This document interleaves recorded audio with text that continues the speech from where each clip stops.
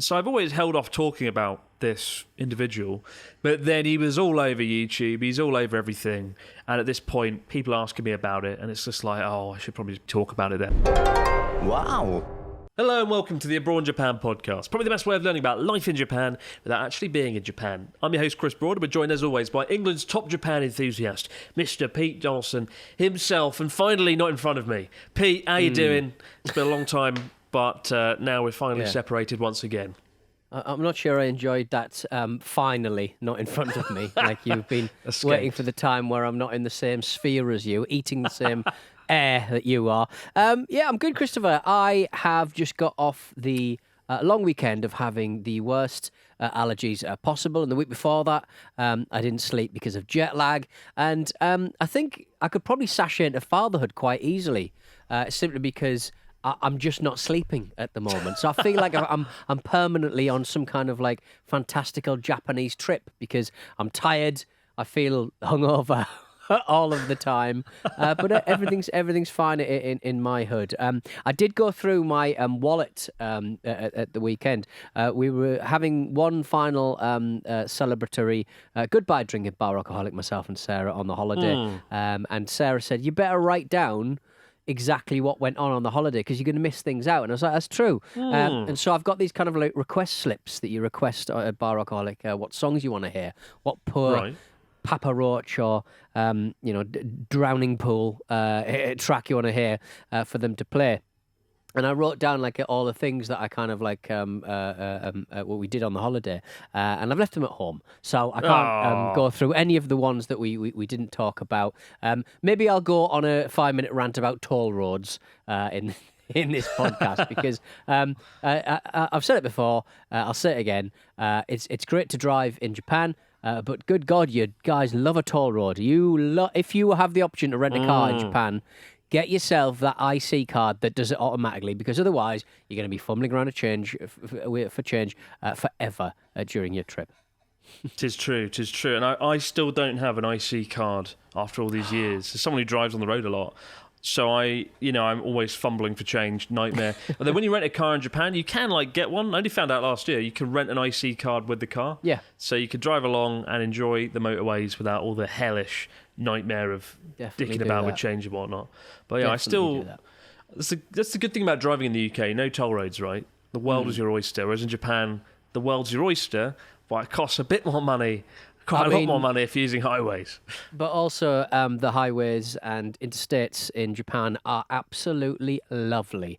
If you've got a car that's a few years old, don't worry about the state of the roads out there because the toll roads are absolutely stunning. There's not a single bit of asphalt out of place. It's a really smooth running experience. So very different to the M25, for example. Well, I've just got back, as you know, from Japan, from the UK. We've done it reverse, haven't we? It's so weird. Yes. And you never did get to come and see the studio. Ha ha! No. I've like a castle. The doors remained firmly shut. Remains unmolested, that studio, to me, unfortunately. To be fair, everyone who comes to the studio with the name of Pete has done something awful. The last Pete, American Pete, came here. He was like, "My stream, I've got to steal something from my stream." I was like, "No, you don't." And he was like, "I've got to steal something. Close your eyes." And I shut my eyes, and he disappeared round the back, and he pinched something. And I quickly identified it was the Game Boy that I love so dear. And I was like, not the Game Boy. That's a retro. That's a retro piece. That's the most expensive. But steal a light or something. Steal a little packet of sweets or a bottle or something. Bloody Pete, honestly. So I was like, I'm not letting the British Pete in. He's even worse than American Pete. He's not coming in. I'm even more of a kleptomaniac. But to be fair, I didn't have any checked-in luggage, so the things I could take were very limited in their scope and scale. So that is true. I hate to admit, there's a reason I'm wearing these retro earphones. By the way, guys, for those of you watching on YouTube, I haven't worn cabled earphones, headphones, whatever, in 5 years. I've gone back in time. This is cool. I literally forgot my headphones, so I had to run to Lawson around the corner and snap up the most expensive bloody earphones. Apple. These are 2,500 yen. The money I spend for this podcast. The wealth I have to deploy. The thing that gets me is that Lawson's, if I went to a convenience store or an off license now, I could get a pair of headphones quite easily, but they would be £7 and they wouldn't fucking work. But you, on the other hand, you got a Lawson's. You know you're getting a quality product, in my opinion. So well done you for living in Japan. These are official Apple earphones. They just sell them at convenience stores. Lawson's. Amazing. Yeah. That's what Crazy, I mean. right? That's what I'm talking about. Fantastic. But nothing but the best for the £400 podcast. So for the next couple of shows, I'll be using these. Then they'll sit in a cupboard and do nothing. We got a story this week from Drew, who says, "Hello, Pete and Chris. Drew from Melbourne here in Australia. Having finally caught up on the whole podcast back catalogue, I now feel the need to share my stories with you guys. I've been to Japan twice. Once in 2009 with a friend, and again in 2019 with my now wife. Congratulations. On both trips, I stayed in Nikko, just north of Tokyo, so that we could go to Edomura, an Edo-era village theme park, which was a heap of fun. I've still never been to Nikko. It's like the one thing I've not ever done. I really need to go this year. Cross it off the list. At Edomura, there's a stage and a fight performance to watch, and we tried to attend all of them, despite neither of us being able to speak Japanese. During one performance, the MC came out before the show and was working the crowd in Japanese, so I started reading the theme park guide. I turned to my friend, noting apparently the show is about a rich merchant who's unable to be pleased, and they get one person from the audience to come up and play the merchant. As I looked up, the MC was staring directly at me and worked his way through the crowd towards me. On stage, he asked me a bunch of questions in Japanese, which I couldn't understand, and amused the crowd to no end. Eventually, naturally, he asked me a couple of questions quietly in English and ushered me backstage, where the actors put my costume on and then had me sit on my mark behind the closed curtains. The MC appeared to advise that he would act as my advisor in the play and would hold up flashcards in Romaji for me to say on cue. As the performance continued and my character became increasingly difficult to please, the geisha actress started pouring me a bowl of tea. The MC leaned over and quietly asked if I was okay to drink sake, leading me to realise this wasn't tea at all. Of course, I said yes, and he told me to drink it. All of it, I asked. He nodded. What is this? Impromptu getting pissed on stage. So I ended up downing a whole bottle of tasty sake, and the rest of the performance continued without hitch as I sat with a nice warm glow spreading through my body from the sake. At the end of the show, during bows, the audience started chuckling. The audience started chucking. Chucking heaps of shit onto the stage. Not literally. To quote my friend who was taping this, because his performance was horrible, but it turned out that it was wrapping coins in paper and throwing them on stage in a Japanese way of showing appreciation for the show. 10 years later, I attended the same show with my now wife and was yet again chosen to go up on stage. It was the exact same MC. Oh my God. When we returned to our Japanese inn, we told the ryokan master of my experiences that had been separated by 10 years, showing him photos as proof. His immediate reply was, "Ha ha, you got fat." Brilliant. Him and my girlfriend both... They never resist taking the opportunity to say, they love it. "Ha ha, you have changed body shape-wise because you are older." That's why I don't go back to my old school. Him and my girlfriend both ended up bent over in stitches as I sat down quietly in a huff. Have either of you been pulled into a performance that you weren't prepared for or expecting? I do a bunch of driving for work. Love the show for all the laughs it brings to my travel. All the best, guys. Drew. I mean... That's a pretty risky business, isn't it? Like, I'll come up on stage, it'll be fun. By the way, drink this fucking 15% alcohol drink. Down it all. Down it now. Is it like if you are in a performance in the West End, you're allowed to smoke? It's the only sort of buildings you're allowed to smoke in because it's a theatre performance. Presumably, you're not allowed to just hoover up big glasses of sake in that location unless you're part of the performance. So, well done, Drew. I mean, fantastic stuff. And good on Drew for putting 2 feet forward, even though he didn't understand any of the Japanese, and then happily being given a bit of Romaji to recite parrot fashion, drunken parrot fashion. I love the way there was sort of 2 stories in one there. A story about the impromptu nature of Japanese performances and why not to do it, unless you like sake, and a story of how being abused with comments about being overweight. Something I'm very much used to in my time. Every time I see a friend who I haven't seen in like a year or 2, they always go, "Oh, Chris, you're fat. Oh, Chris, you're thin now. Oh, Chris, you're fat again." It's kind of like, fuck it. It's ridiculous. Like, imagine this in the UK. If I caught up with a friend. Well, if I caught up with a friend when I was back in the UK, who I hadn't seen like 2 or 3 years. And imagine if I just went, "Oh, Dave, good to see you. You look really fat. You look awful. Crap, mate. What happened?" Look, Chris, take it as a compliment because there is nothing better for a man's ego to see a handsome man put on weight. I experienced it. I experienced it last week at some ex-work drinks, and I was like, handsome man has put on a bit of timber. I'm like, yes, good. That will satiate me for the whole of the winter. That'll get me through as I also put on pound after pound of my own timber. It's fantastic. I love it. Well, I am most certainly going to be staying away from my Japanese friends for the foreseeable weeks and months, given that my time in the UK wasn't kind. Well, it was very kind. I ate all the cheese. Very kind, yeah. All the cheese, yeah. It was a diet exclusively comprised of cheese boards, fish and chips, and eggs and bacon. And it was an exceptional trip for that reason alone. But, I think I put like 4 kilograms. I'll lose it. I know I'll lose it. Yeah, I mean, it's not great, but I got a haircut, and that makes me look slimmer. Actually, no, it doesn't. Right, yeah, I don't know yeah. The haircut's probably not doing me any favours. But you might remember a year ago I did a bet with the Trash Taste guys where I said I was going to try and get a 6-pack before Christmas or something. It was a really stupid bet in hindsight, given I had everything else going on, and I was learning how to box, play chess, and like maintain a degree of sanity all at the same time.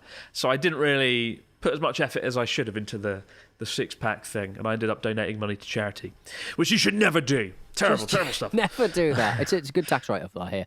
I would say that wasn't there like that paparazzi guy who was a famous paparazzi dickhead, and he's in Big Brother, I think, in the UK, and he had and he's a big fat guy, but he had abs installed. You know what I mean? So he's a big guy, but he had like sort of slightly hard abs installed into his gut.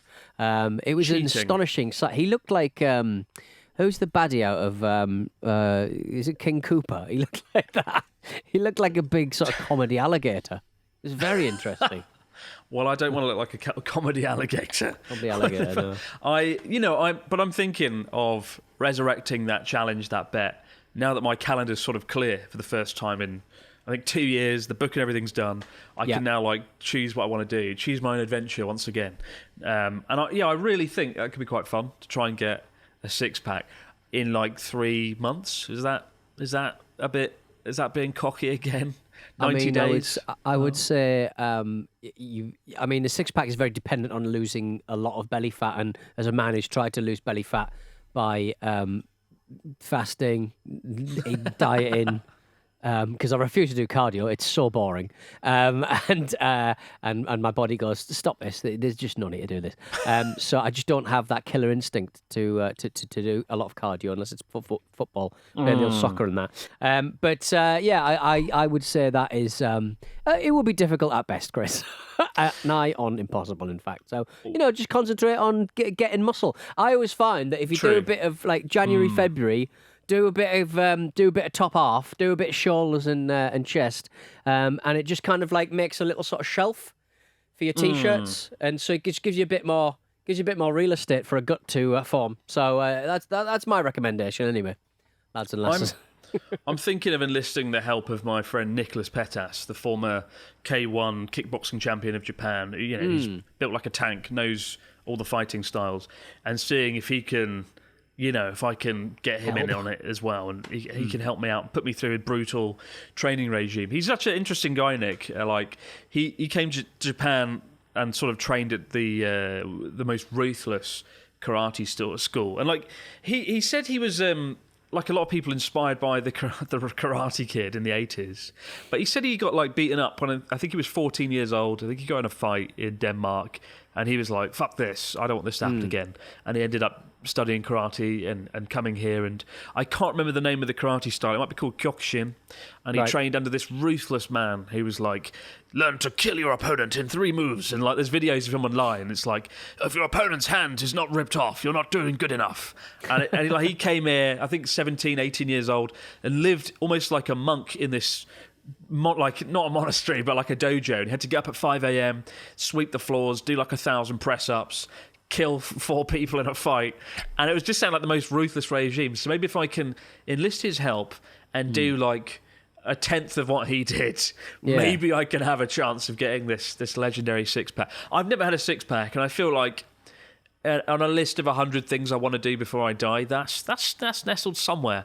That's admittedly nestled towards the bottom end of the somewhere to list. have. All right. But it's kind of like it's adjusting your body in your 30s to a place it's never been. It just like a lot of people don't get sick, because I had them through through first half of my 20s, but it's because I was a skinny lad, and now I'm a skinny lad with a little beer belly, which is just so hot. It's just so sexy, Chris. But yeah, it's really hard to do, and I feel sorry. I always sort of see these young lads who I live in Essex now, and there's a certain sort of body beautiful kind of aesthetic for the young men. You've got to have a sleeve, you got to have a builder's sleeve, and you've got to have a six pack, and you've got to have muscles and stuff. And yet you've got to be one of the boys and drink alcohol and drink beer and to a less extent do drugs and stuff like that. So you can't do all of these things and stay body beautiful. And I feel sorry for the young lads who are. I'm doing my John Peterson moment where I'm fearing for the young men of the generation who are kind of stuck in this sort of cycle of fasting and weight management and hitting the gym. And that's the pressure I never had when I was a kid. I could just drink, piss about, be in a band and be a bit of an idiot. It was a simpler time. It was a simpler time, and I just feel sorry for young men who are sort of having to deal with, well, let's face it, all the stuff that women have had to deal with for centuries. So, yeah, it's a real shame. I'm that young man. Maybe it's our turn. I need a mentor. It's a mentor. It's a mentor. All right, I'll do it for you. He's not Pete Dawson. What was in your last meal? Oh God! It might have been the soy sauce flavored Family Mart chicken. Don't do that. Right, there we go. Don't do that. There we go. Don't do that. And for lunch, I went. Well, for lunch, I went to a really good burger restaurant just north of Shinjuku. Don't do that. There we go. You've got your mentor in the shape of me, the top Japan enthusiast in the UK. We'll have a little check-in every Monday morning and when we record these shows, and I'll tell you not to do any of the stuff you've just done again. It's going to quickly descend into me just being like, I ate too many pork chops last night. I ate too much fried fucking oil. Like, I need to be a bit more sensible. I'll rein it in. I will. This is what I... Genuinely, I've been good recently. I've discovered a good place that does salads, and I've been having salad. And I've been looking through the window. But it wasn't salad in North Shinjuku, where I was in Tokyo today. It's the thing, when I'm out shooting, it's like, I'll just go for the nearest thing. Convenient and stuff, the nearest thing, yeah. well, the nearest thing is never a salad leaf, a bloody lettuce leaf or a tomato. But there is, but you just got, there's like, potato salad, weirdly, is a big thing in Japanese kind of convenience food. And finding like a big sort of tube of, yes, I am holding a Pokeball that I've made.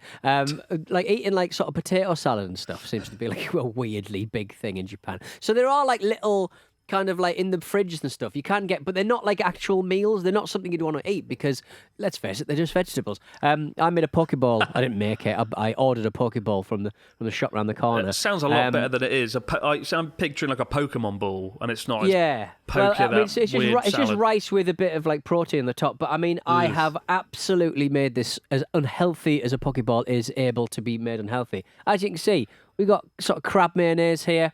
We got some pickled cucumber. We got some ginger. We got some kimchi here. We got some scallions. And a little bit of salmon here and some mango. I've managed to make something that should be very healthy, very unhealthy. So it's all about choices, isn't it, Chris? It's all about choices. And you literally drink all the beer. You drink all the beer on Sunday and then have a silly pokey. Why? I don't know how to pronounce bloody pokey. Isn't it Hawaiian? I think it's poke. Poke salad. Japanese, isn't it? Poke. Poke. Yeah. Can I recommend a bar for you to attend if you're going to have your drinking your Moscow mules? Shibuya, behind the Love Hotel district. It's a bar I always walk past, never went in. But this might be the one for you. Fight Club 428. Fight Club 428. I'll write that down. 428 is Shibu ya. So Shibuya, so it's like 428 is Shibuya. So Fight Club 428 is Fight Club Shibuya, and it's in the Love Hotel district in Shibuya. And if you go in there, they've got, and I may have spoken about this before on the podcast, but apologies if you've heard it before. They've got not only a bar, but also a fighting octagon that you can go in. Oh, I know it. If your mate's been an absolute dickhead, you can beat the shit out of him with pads and stuff. Yeah. Is that the one where you can go up the stairs and look in through the window and see the ring? Yeah. Like the okay, yeah, I know you it. See the ring, yeah, you can see the ring, and you can drink and have food and stuff. Yeah. I've always wondered what that place is, like a sort of Shibuya fight club. We do not talk about Fight Club 428. Yeah. That could be cool. I'm Okay, going to check this check it out. If you Fight go to Club. Japan, it's worth out of all of the. It's quite an interesting concept. It's quite nice.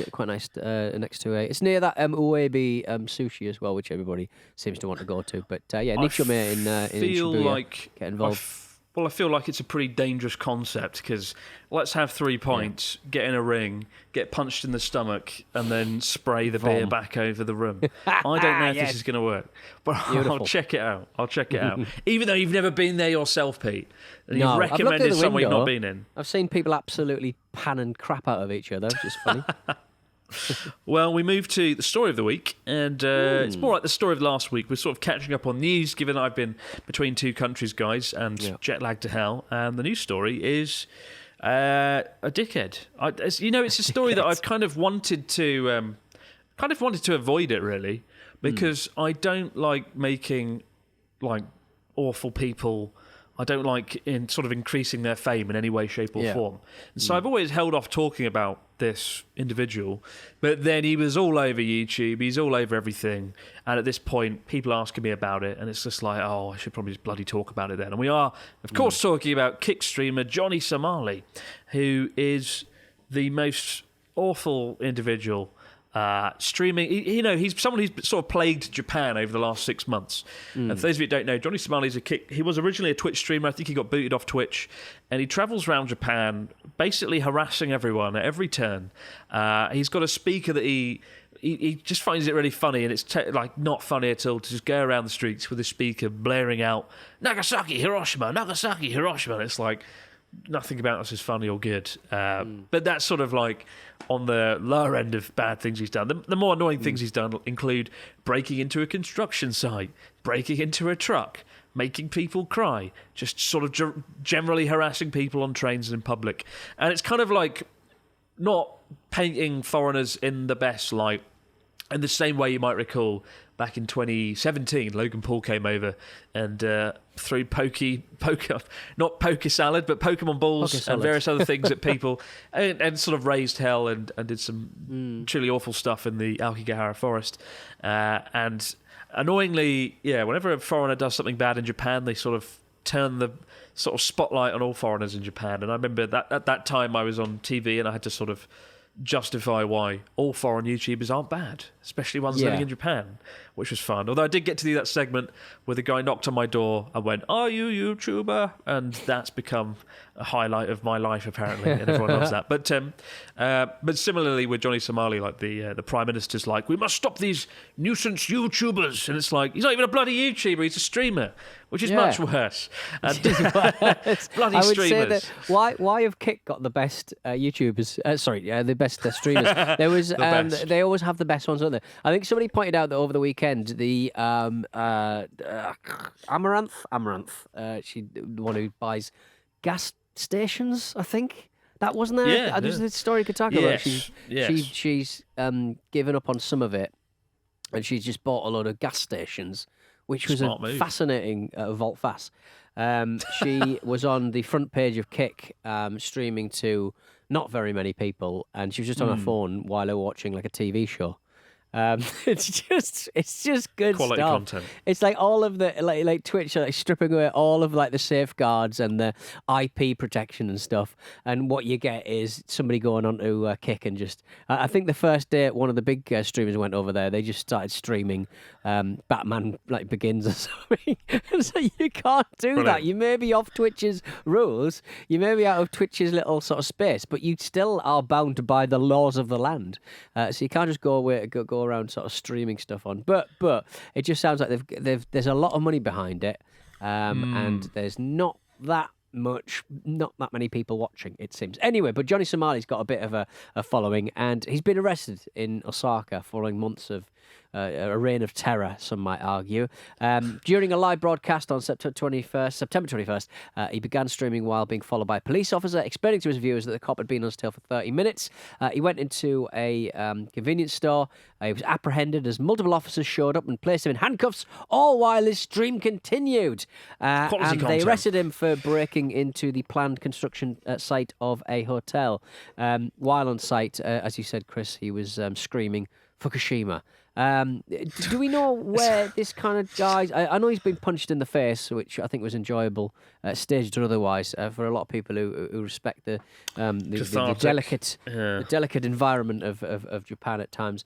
But like, he does kind of give you guys a bad name, because there will be no kind of like idea that what you do is very different to what he does in the eyes of Japanese lawmakers, because they are all in the 70s and they all and none of them really know what's going on. So and there will be Japanese equivalents who do the same thing, or a pain in the bum.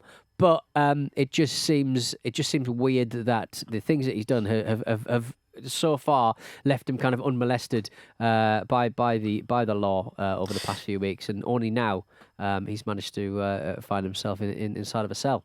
Well, I think it's a testament to how ridiculous Kick is. I think if he was on Twitch, he would have got banned. Well, he did get banned, didn't he? Of course. And Kick is a lot more liberal and sort of lets you do whatever you want. They did ban him for 72 hours, but then he was back, and nothing this guy has done should, allow him to come back and have a platform in any way, shape, or form. I don't know Kick's logic, to be honest. But no, it's bad for Twitch streamers. Talking to Connor or American Pete, they're a little bit like, fucking hell. This doesn't bode well for IRL in real life streaming. And I've joined Connor and Pete many times streaming around Japan harmlessly, chatting to people, having fun. It's a I've got nothing against IRL streaming. I think it's great, and a great way to show Japan, as we did on the cycle for 10 days straight. But it's something really sinister and dark about streaming and causing terror and inflicting just not treating Japan like a theme park and being a complete dickhead. Like, it was really cathartic watching him getting arrested in real time, seeing him get arrested. I think streaming has only got itself to blame, and YouTube as well to a less extent. Being loud, being obnoxious, being a but the safeguards are in place. Yeah, of course. Yeah, the safeguards are generally in place. Gets you clicks. They get you clicks up, being a dickhead, being outrageous, getting in people's faces. I can't believe they're doing this. And it obviously skews to a slightly younger fan base, possibly. But I mean, you just need to be more. Like, you, as a creator, and not being one myself, that makes it difficult for me to comment. But you just need to be better. Like, fine, you can rub dog feces on your face and run around town. And go, ha ha, look at what I'm doing. And people are going, I can't believe that guy just rubbed dog feces on his face. But, like, at the end of the day, you're just rubbing dog feces on your face, and you're not making that much money out of it, presumably. And that's still more entertaining than Johnny Somali. But, like, he done this for 6 months and nothing had happened. The police had never really stepped in. Nothing had happened. Yeah. As you say, he got punched in the face. And there's a video of, I think it was a French dude, maybe. I don't know the context of the situation. It was quite vague. I think he ran into some foreigners who hated him, and they punched him and his friend in the face. And it was, I don't want to condone violence. And I'm not going to say, but like, I don't want to condone violence. But it was, I think a lot of people were kind of like, oh, I'm glad that happened. It's been a long time coming, because nobody stepped in here and done anything. So, of course, when you're arrested by the police in Japan, it's never really fun. They can hold you, I think, for up to 28 days. And during that 28 days, you can't have any phone calls. Nobody really knows where you are. Often you'll see news reports where it's like, XYZ's gone missing in Japan. Everyone's like, oh my God, this girl's gone missing, or this boy's gone missing in Japan, travelling around. And it's just they've done something shady, been arrested, and they're sort of like dragged off. And you can only call your lawyer in Japan. When you get that phone call, the only person you can call is your lawyer. But nobody's a lawyer on speed dial. Nobody knows their lawyer's phone number. I would need to phone somebody. Yeah, I would need to phone somebody to find out what. Yeah, to find out what the number of a lawyer is. Yeah. Well, you could be like, I need to call my lawyer. My lawyer's also my partner, and but like Uber Eats. But I remember there was a story, I can't remember, like 3 or 4 months ago, and this girl went missing, and everyone was panicking. And I often get I often get told or asked to sort of promote these cases online, like, oh, XYZ's gone missing. Chris, can you promote it on Twitter or Instagram? And of course I want to, but I have to take a step back and wait a little bit, because often, over 50% of the time, they've just been... they've done something illegal. I think in the case of one of these people this year, they did some drugs. They brought some drugs into the country or something, got arrested for that. but they hadn't been able to make their phone call to anyone, which is a bit ridiculous, to be honest. I don't really agree with that bit. But I don't know what's... I think with Johnny Somali's situation, it's probably worth mentioning that the police do not arrest anyone unless they've got something that they think they could convict with. So if they have... if they've come methodically and found you wherever you are, rather than just picked you up on the street because you've had a fight or whatever, if they've come to find you and they pull you off the streets, they've clearly got something that they can use against you, which presumably is when he broke into the site, the building site. Yes. Famously, they say there's a 99.9% conviction rate in Japan, but I think it's because they wait until they've actually got something really strong to sort of pounce on you with. Not always, but in his case, I think the construction company, and he streamed it. There's a construction site. He puts on a face mask, and he jumps over the fence that's clearly marked, don't go over the fence, walks onto the construction site, and the construction workers are having their lunch, and they're just like, what the bloody hell's this? And they scream and shout and throw him out. And then there's another clip, I think the same day, where there's just a truck sitting there on the road, and he just opens the door and gets in, sort of just sits there in someone's truck. It's just like, what the fuck are you doing, man? What are you doing? What the truck are you What's doing? the logic? So, they're probably going to charge him for that.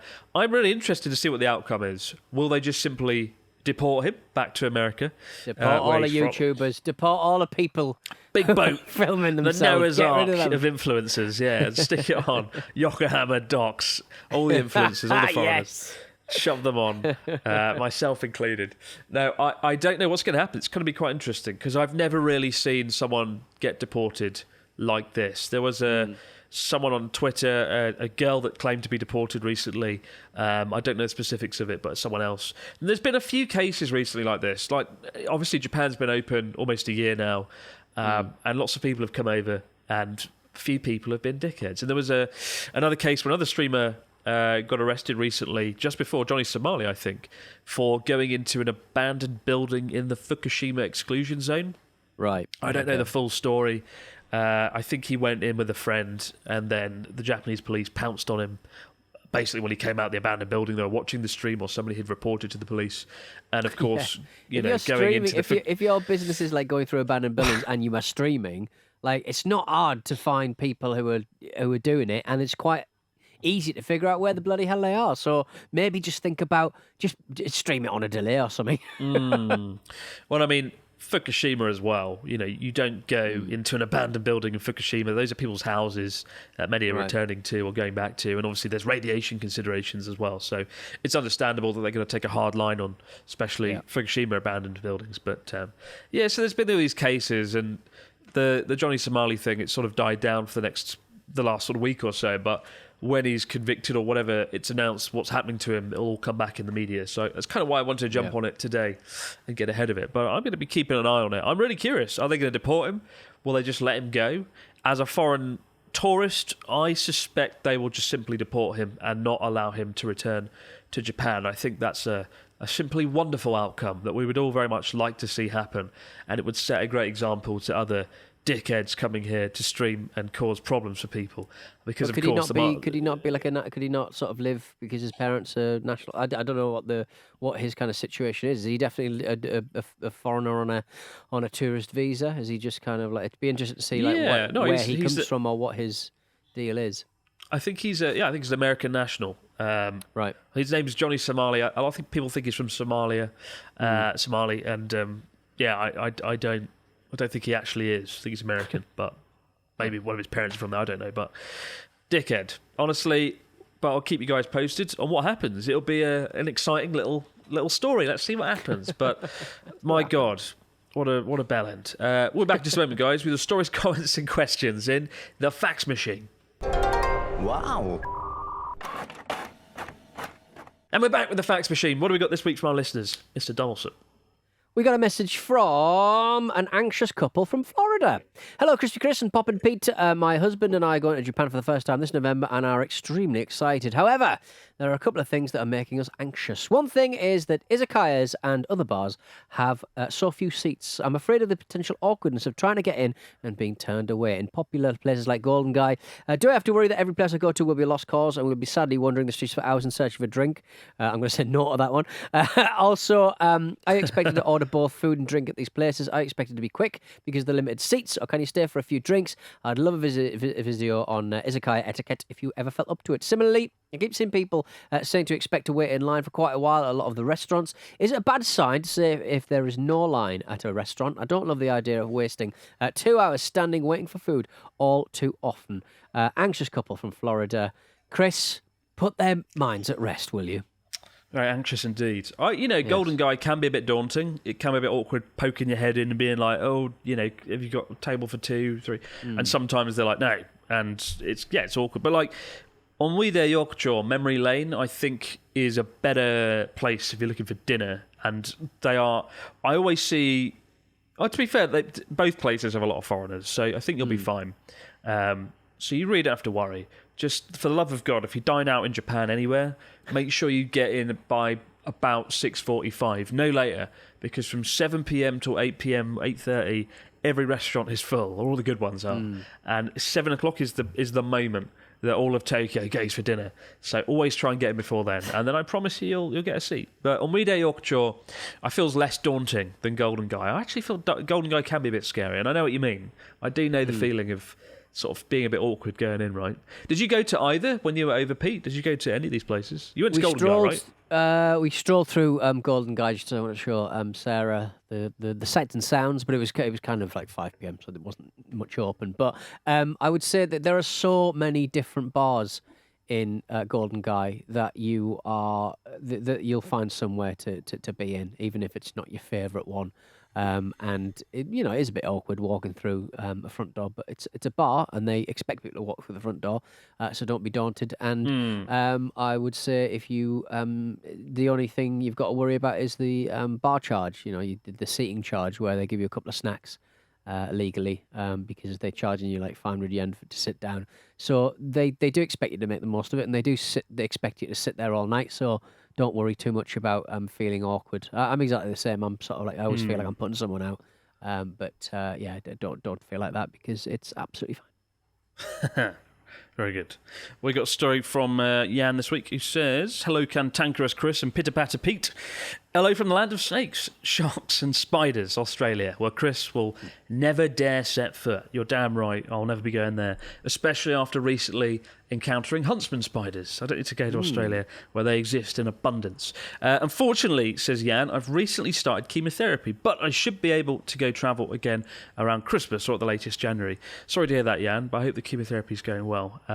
I've visited central Japan extensively in all seasons but summer, and I'm torn between organising a winter Tohoku and Hokkaido trip or exploring Kyushu and Okinawa instead. Putting aside Chris's love of Tohoku for a moment, which would you recommend for a 3-week holiday around January or February? Best regards, Jan from Melbourne, Australia. I would recommend, Jan, if it's January, February, you get yourself immersed in the snow. Okinawa is kind of like, it's not like hot enough to really enjoy the benefits of Okinawa in like January or February, I think. Like the sweet spot for Okinawa is sort of March and then April, and then don't go from June to September, just avoid it, I think.